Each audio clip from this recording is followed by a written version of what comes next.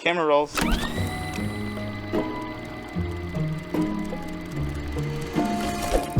In spring of 2022, during my final semester at UT, I directed my undergraduate thesis film.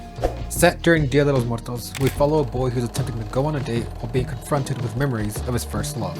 Originally, I was not planning on making a thesis film. The script had actually been written the previous year for a different class. Halfway through the semester, everyone in the class got to pitch their scripts and the entire class would vote. If you were in the top 7, you would get to direct your film. If you weren't, you'd have to work on someone else's. I was number 7.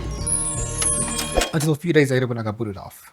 Which I'm sure did not put a chip on your shoulder whatsoever, and you were super chill about it and very content and not mad. Out of pure spite, I looked into the thesis program for the following semester. At that point, that was the biggest project I had ever worked on. It felt like everything I had worked on previously was building up to this point, and it would also be the learning ground for everything that would come after. It was also the first time I actually got to play as just director. I actually had a team of people to help me, some of which I had met before. Hi everyone, my name is Jack Gross. I was the AD on Ghost on the Dance Floor. My name is Noah Christensen, and I was the first AC. I had to get involved on this short film. You asked me to be on it. And some who I was working with for the first time. My name is Gabby Muñiz. I was the producer of the film. My name is Adam Kaplan. I was the cinematographer. We shot the film in March over the course of 5 days. We had a stressful beginning. I forgot how stressful that day was. Some really big highs. That is so cool. And some painfully annoying lows. My God, the 7th. Oh my God. This is a retrospective look back / behind the scenes on the making of Ghost on the Dance Floor.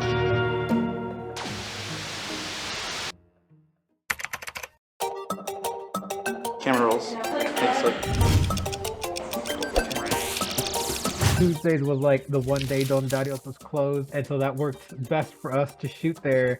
But also that's when we were supposed to pick up equipment, which was recommended to not shoot the day you're supposed to pick up equipment. So we asked if we could pick up the equipment like 2 hours earlier than we were actually supposed to. We got the U-Haul that day, got the gear that day, and drove all the gear to location without testing a single thing of the gear. I forgot how stressful that day was. 5F, take 1, saw sticks.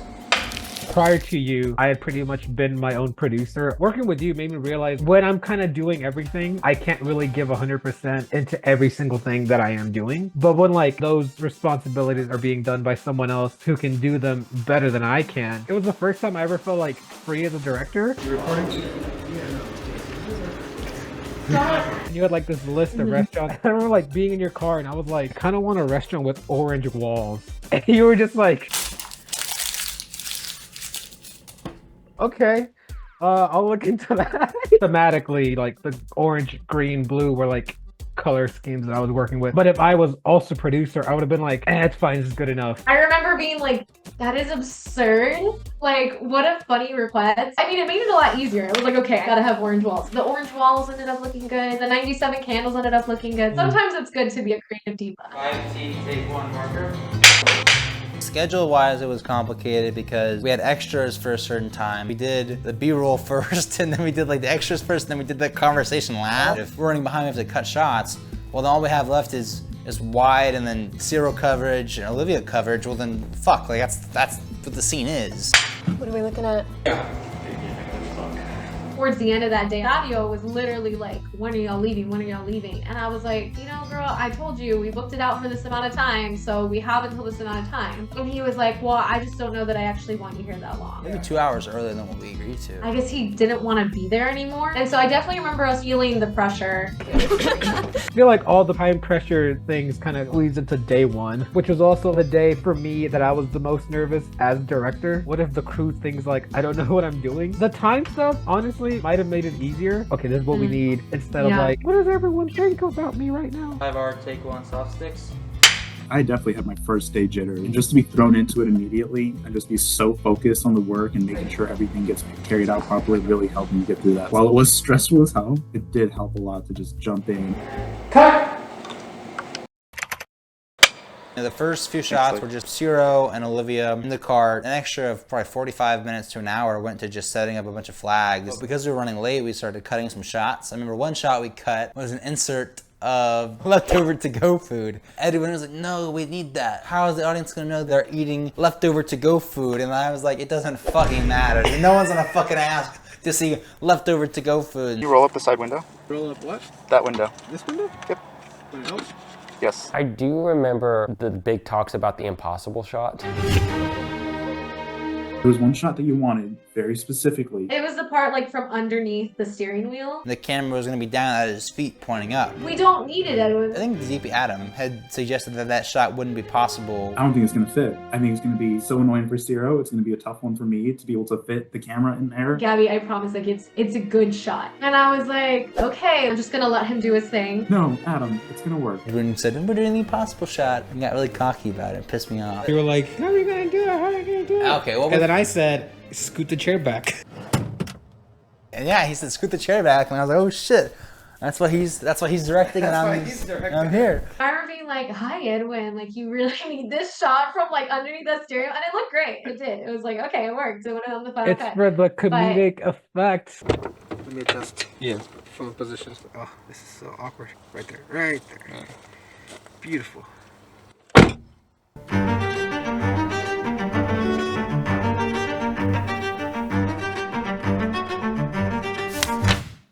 My God, the cemetery. Oh my God.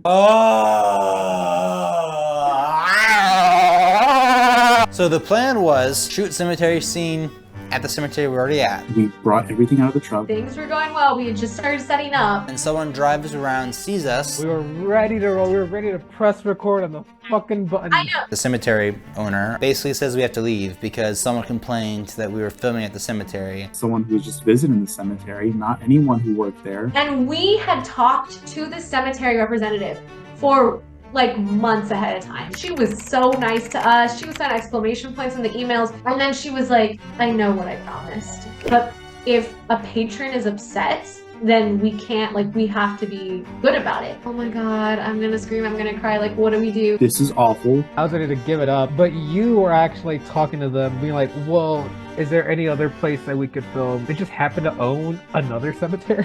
30 minutes away, maybe? The stress. Oh my gosh, I almost hit a car. I had the mom with me in my car. I was like so stressed out driving to the other place, and she went like, Gabby! And I literally pressed brake. I was this close. Imagine, we cannot have that happen. I was only thinking about the film. I was not thinking about my safety or hers. Yeah. I'm so sorry. I was just like, what do I do if I'm in a crash? Like, how can I get her to someone else Yeah. so she can go film? Gosh, yeah, that was a nerve-wracking day. We were prepared to go over, but then we didn't because we couldn't. They were like, you still have to leave at 5:30. We closed at 5:30. Out of the car is like at 4:10. So we had basically 2 hours to film this super important emotional scene that was like pretty much the turning point of the film. Cam rolls.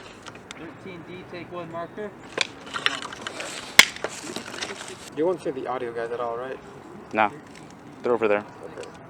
First time doing a dramatic thing. That's the most dramatic, emotional part of the short. That's the one scene I didn't want to rush. Like, okay, we're gonna cut half of these shots. We're gonna keep it real simple. The wide and then the reverse, and then like a few inserts. We'll just go handheld for this. Edwin was definitely like, just tense because it's a tense moment and we're just trying to get things done. Maybe there was a little bit of a blessing in there. Because of the delays, we had perfectly hit golden hour. And because of that, we didn't have to worry too much about the lighting setup and a little bit of handheld. And it came out great. Just this the whole time. And I was like, honestly, keep it clean. We don't need the contraption that we just had. I don't remember what it was, but whatever, like a butterfly kit. We don't need that. Plus the sun was setting. The actors did amazing. I'm so thankful for them. They pulled it off. They did a great job. The crew were able to be scrappy, fast, and efficient. Wait, where's Noah? Well, I'm taking over. I think it really worked out. I think people were very, like, I guess just pleased that it was over, first of all. I just remember I was chilling. I was fine. Life is kind of fine below the line. The dance scene. The beautiful scene. The bisexual lighting that I had wanted from the very start that we got to carry out. I think for me at that point, lighting was my weakest link, but I feel like you and Dylan did a really good job. The gaffing for Party was wild, was super good. Also the PD looked really good too. I mean, it was essentially like 4 white walls. Disco ball, the background, the background actors, every aspect of production design and lighting really sold that scene really well. The gaffers and grips, like, mwah. They're truly wizards. How's it looking? I'm behind schedule. Actually, I'm not behind schedule because however behind schedule I am, I'm still ahead of lighting.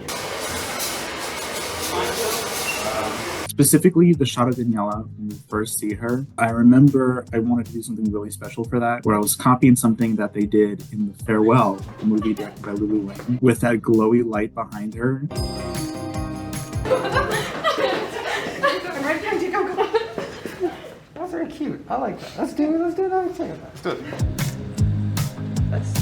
I don't know if I had met Dylan previous to that set, but I do know that since I have met Dylan, he has constantly wowed me with his knowledge and skill. I think having someone that skilled like Dylan on the set was a really big help to me as the newer cinematographer. I think this whole project, we got really lucky that everyone who came on board was perfect, both in terms of like skill and also, like we mentioned, being a good person. Everyone was fun, everyone got along, and everyone was really fucking good at their like department. We need our damn LinkedIn profiles. I know. It's gonna be doing that. I want to say actually, give me 5 seconds.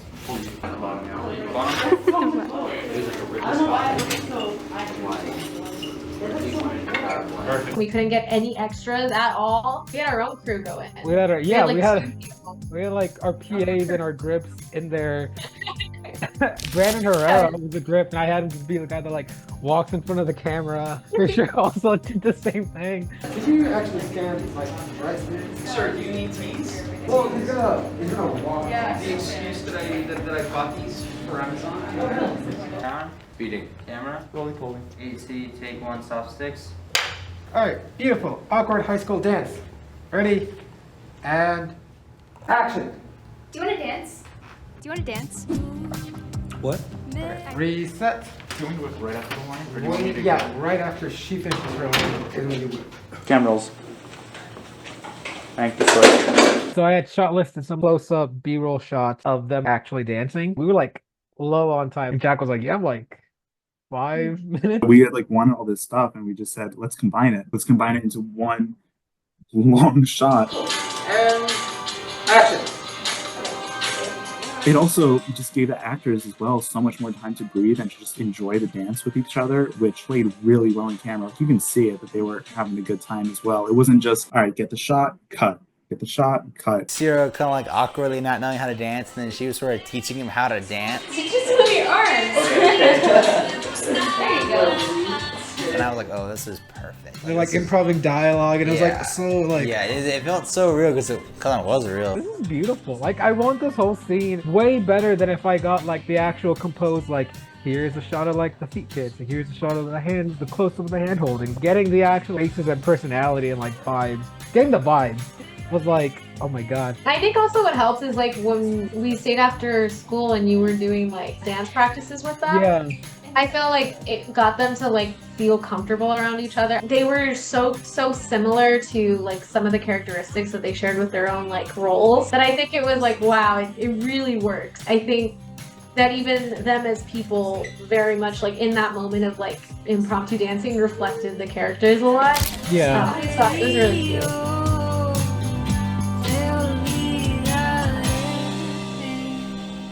Cut. 12E, take one marker.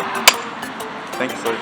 And moving on to the church, that was also a hard get, but we got it. We're Mexican. We grew up Catholic. Obviously, we have to have a Catholic church. I remember reaching out to so many. This one was like actually entertaining me. Oh, well, send us the script because like we want to make sure that it's doing good in like the eyes of God, like or whatever.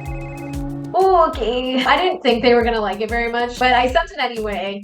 I don't even think they read it because then they went, oh, you actually have to send it to the diocese and they have to approve of it. And I was like, I am going up the ranks of a Catholic church. Like, do you want me to send it to the Vatican? Like, oh my gosh. And it has to happen like 2 months in advance. I was like, well, you could have maybe started with that. Twice we went into different churches and you were like, do we have to go into service? Because they were like, come in, children. Also, both times we were not in church attire. I No. was like in my pop punk ripped jeans. You were like, I had my pink hair. We sat at the back. And then I was like, we can't be here. And I'm like, we gotta go. Like, we got stuff to do. And both times they were like, no, you can't film here. Presbyterian church came through. Just roll. Yep. We were like, I needed to have a big cross. And I was like, okay, so we have to find something with a big cross on top. Once we were like, Catholics are not going to accept this. And we were looking at other denominations, I was like, oh, this one looks great. Like this one has the giant cross. Room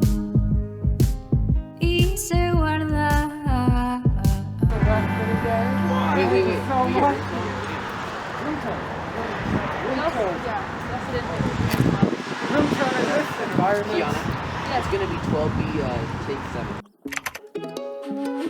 Here's a fun little tidbit. You notice one of my rearview mirrors is pushed in. And every time I watch it, I always see it. My rearview mirror is like pushed into my car and it just looks so odd that it drives me insane. It drives me crazy that I fucking see this shit. I think I have tape on my fucking window. Like it looks so fucking weird. I know we've talked about it and we've vented about it and ranted about it multiple times. And I've discovered a twist. Oh no. You're the one that folded it. What? What? What do you mean? Can we fold in the rear view mirrors at all? Oh, can you see something in the reflection? You can see this stuff.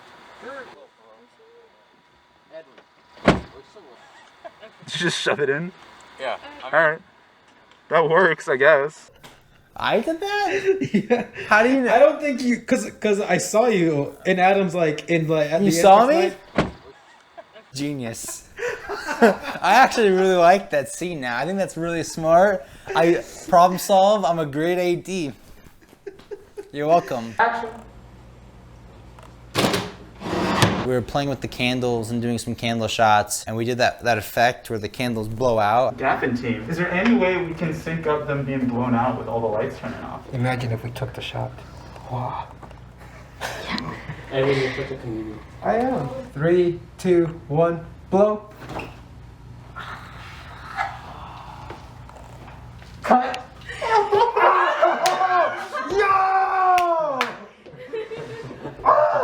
Can we look at that? Can we look at that? I must say that looked pretty cinematic. I don't know why we were so excited to see 2 candles go out. I'm like 90% sure anyone who see any editor or filmmaker who watches that scene would assume we just cut to black. Like they would not know we did all that. That doesn't matter. That's who cares? We all had fun. Gonna look dope. It's so dark. This is gonna look dope.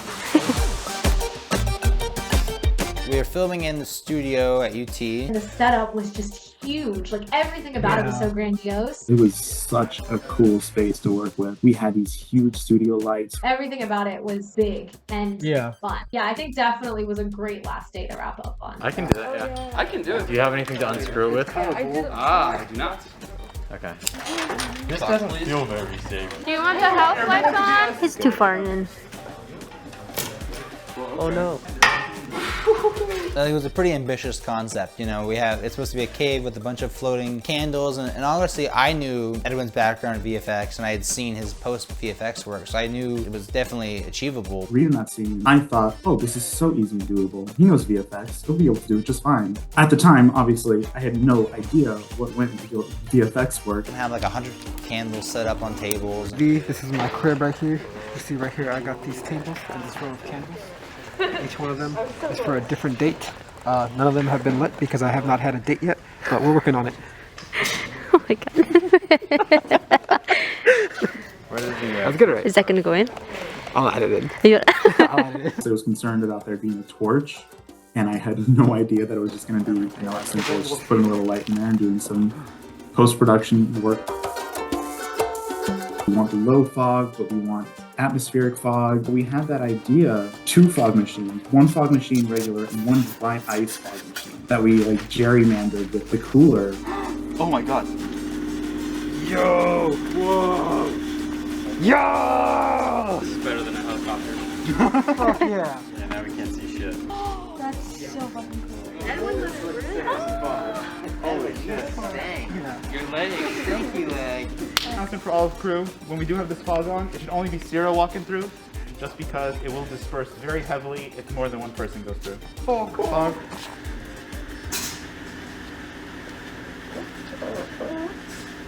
Yeah, where's the fog? Oh, it's under the... Oh, that's covering it. And that worked out so well to have 2 different fogs at the same time. We're done with We're done with that. No haze. No more haze, it's already good. Cam rolls. The more you wait for it to die down, the more it's gonna start floating up. Action. Adam, this might be too much. I don't know if I can do the VFX with all this fog going on. Okay. I remember Dylan Bird being like, Edwin, I know this isn't what you want, and it'll probably be hard for VFX, but gaffing wise, this looks amazing. That is so cool. I'm glad, Dylan. I'm happy for you. You got it. Got really hazy, really. Oh no. You got really crazy, really. No, come on. I can't see his hands. I can't see anything. Welcome. Okay, you ready? Fog, we had the dry ice, dozens of candles that we had all set up. Just seeing it all come together in camera was amazing. Camera rolls. Well, let's get more fog. Dylan, the remote gets blocked very easily. You have to be like straight at it. All it does is go back here now. Yeah, I know. It's like annoying. Like, I hate this shit. Oh, that's perfect. We're rolling. We're still rolling. They're still rolling. All right, guys, out of frame. Emily? All right, cool. You can Good. see the fog machine behind her though. Rock. I think like seeing it in person, it's still like an amazing feat to see how it kind of came to life. Cut. And? Good. I like it. Okay. Cut. Already cut. I need to cut twice. Oh well. Camera rolls.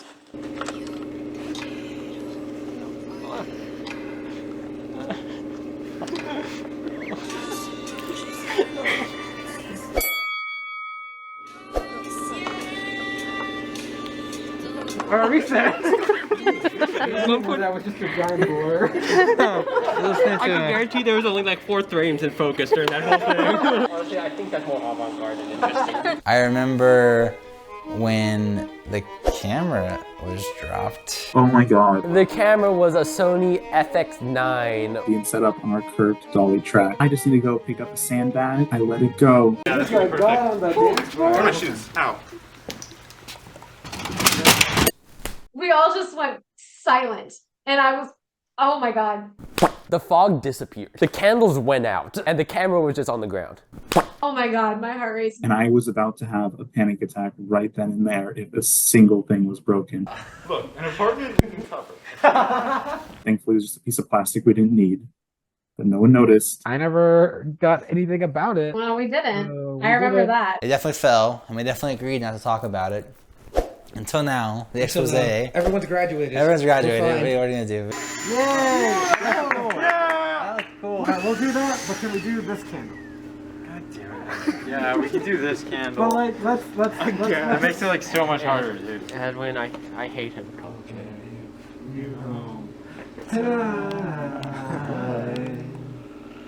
We are young. When am I gonna do this? No. I'm waiting for Q.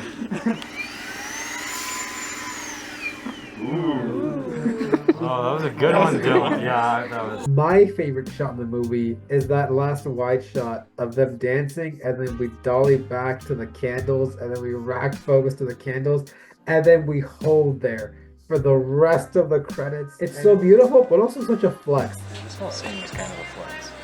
Honestly? Remember when you said the party scene would be the best? Yeah, that was pretty fucking good too. The whole crew started dancing behind. It felt dreamlike. Just in reality, it did. Oh, so cool. We had the coolest script and gaffing department, like G&E ever. Everything they touched was amazing, and then it really just culminated up to that point. Cut. All right, guys.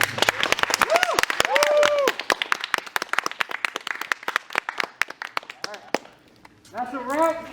Go to the dance floor. May 12th, 2022. The past week has just been utter hell. I've had little to no sleep. At one point, I was awake for almost 48 hours. My eye is swollen, and I'm currently in the library trying to write my last ethics paper, which is the only class that could potentially stop me from graduating, and I'm running on nothing but iced coffees. My swollen eye keeps trying to fall and sleep. The caffeine is hitting my heart, but honestly, I am not any more energized.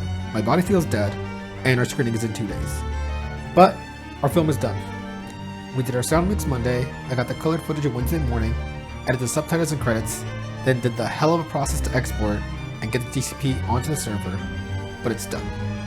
I was gonna say no more touching it, but last night, instead of writing my screenplay for a different class, I noticed that we forgot a name in the credits.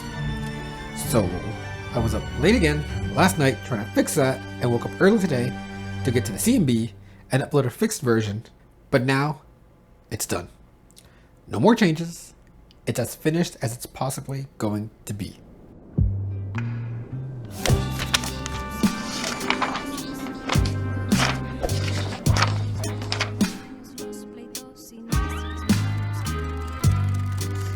First film played and I was so excited because I felt like I got a really good response. Alright, I'll try not to ramble because otherwise I will ramble. The original idea came from a conversation I had with someone I was dating in high school. Do married people end up together in heaven?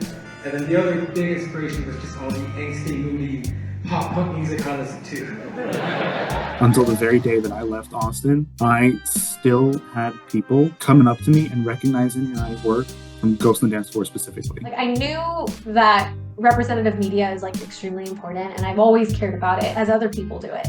But I never thought of myself as being part of that. Other people came to us at the end of the screen and being like, this is amazing. Like, I love seeing my culture on the screen. You gave us a voice. I love that you got to share the story with people. Now, my parents are biased, but they teared up. So I was like, I got it. You know, I got them. It's still one of my favorite projects I've ever worked on. Everyone that we picked, I was like, gosh, this crew is amazing. I enjoyed everyone that worked on it. It felt like people were on the same page about what we were delivering and the feeling of this film. We were so lucky and so fortunate to have a cast that cared as much as they did about it. It was a story about their culture too, and I think that was why they cared so much. Yeah, it was great. I loved it. Loved all of it. It's the worst film I've ever worked on. Worst director I've ever worked under. Nothing was planned correctly. Everything went wrong. Treated the crew horribly. And overall, do not recommend watching the film.